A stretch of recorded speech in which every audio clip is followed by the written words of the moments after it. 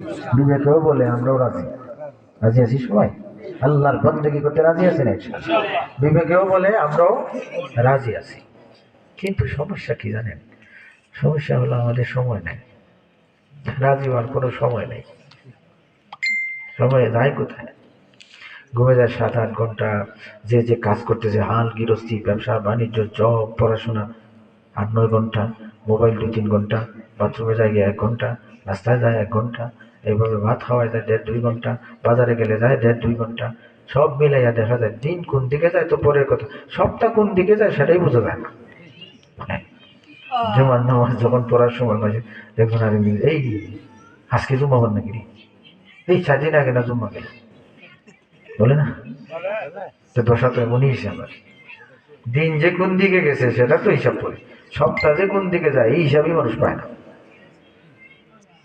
তো ভাইরা আমার এখন কি সমস্যা দেখা গেল যে আমাদের বিবেকও বলতেছে বন্দেগী করা দরকার আমরাও রাজি হলাম যে আল্লাহর বন্দেগীটা একটা ডিউটি পালন আমরা করব কিন্তু সময় যে পাইলাম না সময় যে মিলে না এখন কি করা যায় এই সমস্যার সমাধান কি তো আমি একটা কথা বলতে চাই ভাইরা আমার ইসলাম আমাদেরকে এমন ফর্মুলা দিয়েছে এমন সিস্টেম দিয়েছে মনে রাখবেন মুসলমানের জীবনের একটা সেকেন্ড বন্দেগীর বাহিরে যায় না ফর্মুলা মানলে একটা সেকেন্ড বন্দেগীর বাহিরে যাবে না দরকারি কোনো কাজ বাদও দেওয়া লাগবে না বলেন সুবহানাল্লাহ ইসলাম আমাদের কেমন ফর্মুলা দিয়েছে যে আমাদের একদিন কেন 60, 70, 80, 90, 100 বছরের জীবন হোক জীবনের একটা সেকেন্ড বন্দেগীর বাহিরে যাবে না দরকারি কাজ বাদও দেওয়া লাগবে না বলেন সুবহানাল্লাহ এমন ফর্মুলা ইসলাম দিয়েছে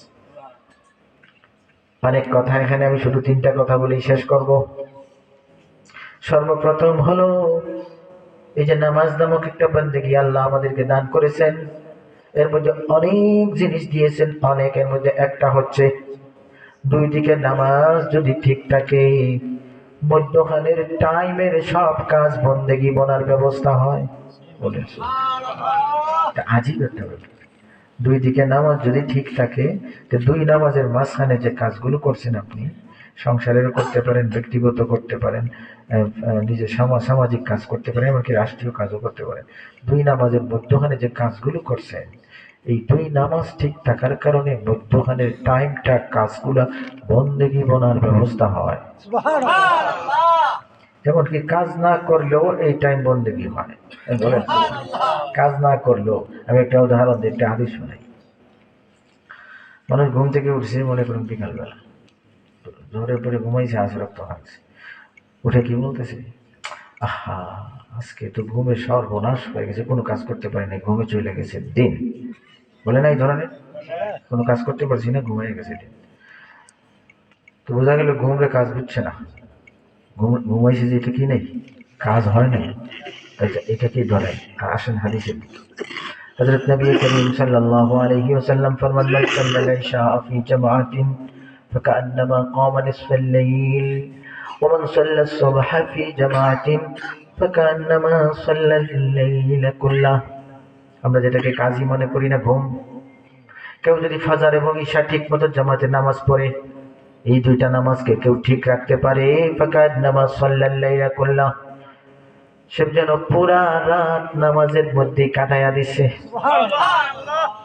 ঘুমাইছে খাওয়া দাওয়া করছে পরিবারকে সময় দিছে ঘুমাইছে কিন্তু নবীজি বলেছেন বন্দেগীও সাধারণ বন্দেগী করছে না তো নবী বলতেছেন যেন পুরা রাতই নামাজে কাটাইছে অথচ ঘুমাইছে ভাই আমার এই বিষয়টা মনে রাখবেন নামাজ যে এটা শুধুমাত্র হ্যাঁ বন্দেগী না এর মধ্যে আল্লাহ অনেক জিনিস দিয়ে দিচ্ছেন বন্দেগী নামাজও বন্দেগী আর নামাজের মাধ্যমে মধ্যের টাইমও বন্দেগী বলার ব্যবস্থা হয় বলেন সুবহানাল্লাহ এর সাথে বোনাস আছে আরেকটা এটা হচ্ছে মধ্যখানে যদি কোনো ত্রুটি বিচ্যুতি হয়ে যায় নামাজ ঠিক মধ্যখানে এই ত্রুটি বিচ্যুতি গুলো আল্লাহ মাফ করে দিবেন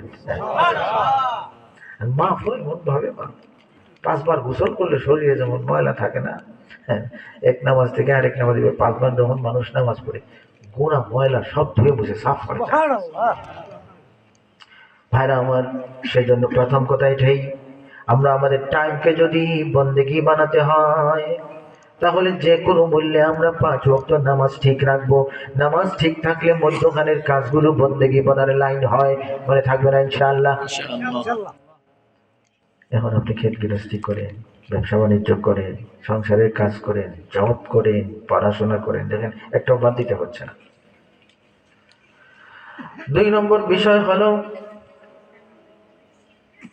গুনাহ, নাফরমানি, অপরাধ। মনে রাখবেন এমন একটা জিনিস, ভালো জিনিসের সাথে জয়েন্ট হলো ভালোটারে খারাপ বানায়। গুনাহ এমন একটা জিনিস, এটা যদি ভালো কোনো জিনিসের সাথে জয়েন্ট হয়ে যায় তাহলে ভালো জিনিসটারও কি করে দেয়, খারাপ করে দেয়। যেমন আমি একটা উদাহরণ দিই, ব্যবসা বাণিজ্য এত বড় একটা বান্দেগী। নবীজি ফরমান আত-তাজিরুস সাদুকুল আমিন মা'আন নাবিয়্যিনা ওয়াস-সিদ্দীকিনা ওয়াশ-শুহাদা। যারা সততা বিশ্বস্ততার সাথে ব্যবসা বাণিজ্য করে, এই ব্যবসা বাণিজ্য এত বড় একটা বান্দেগী হবে যেই বান্দেগীর খাতিরে কিয়ামতের দিন এই মানুষটা নবী, সিদ্দিক, শহীদগণের সাথী হয়ে যাবে। সুবহানাল্লাহ! কত বড় বান্দেগী ব্যবসা, চিন্তা করে। সততা বিশ্বস্ততার সাথে যদি ব্যবসা করতে পারে, নবীগণের সাথে কিয়ামতের দিন থাকবে, সিদ্দিকগণের সাথে থাকবে, যারা আল্লাহর রাস্তায় জীবন দিয়েছেন এমন শহীদগণের সাথে সে থাকবে। কত বড় ফজিলতের কাজ বিজনেস, কিন্তু ওজনে কম দেয়।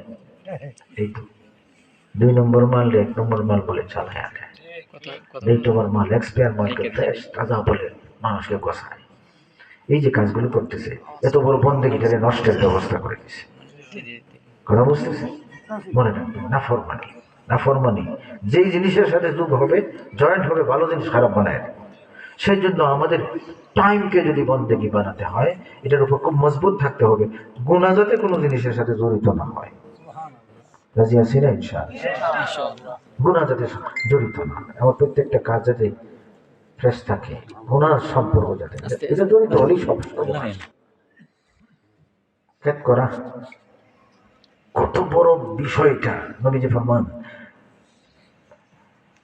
কোন মুসলমান যদি গাছ লাগায়, মা মিন মুসলিমিন ইয়াগরিসু গারসান আও ইয়াজরাউ জারআন ফায়াকুলু মিনহু ইনসানুন আও তায়রুন আও বাহীমাতুন ইল্লা কানা লাহু সাদাকাহ।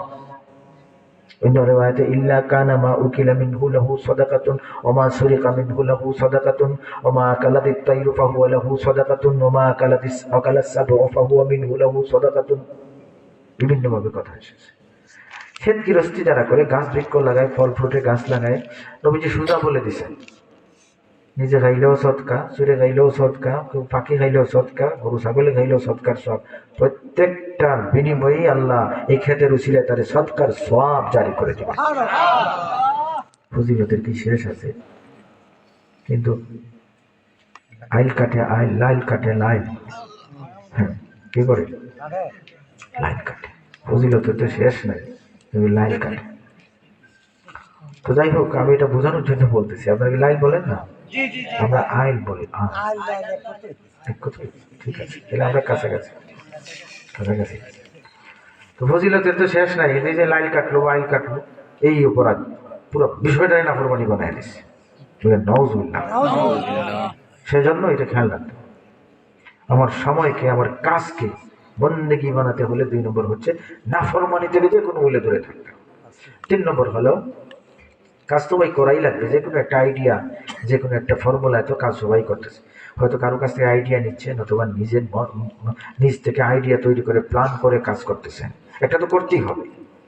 তো ওই যে জিনিসটা করতেছেন আপনি, এখানে শুধু একটু চেঞ্জ করবে, সেটা হচ্ছে নবীজির তরিকাটা ফিট করে দিবেন। কি করবেন?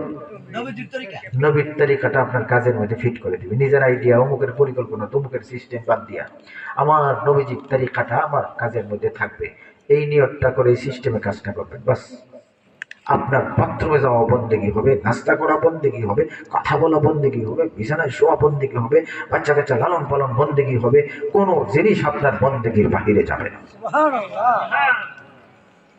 তো ভাই না, আমার জীবন সংক্ষিপ্ত।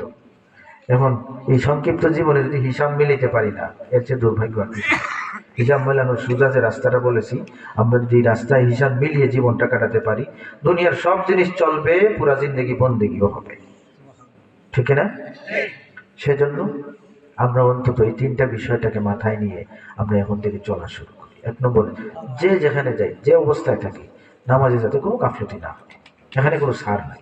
এই বিষয়টা মাথায় রেখে আমরা নামাজ ঠিক রাখবো।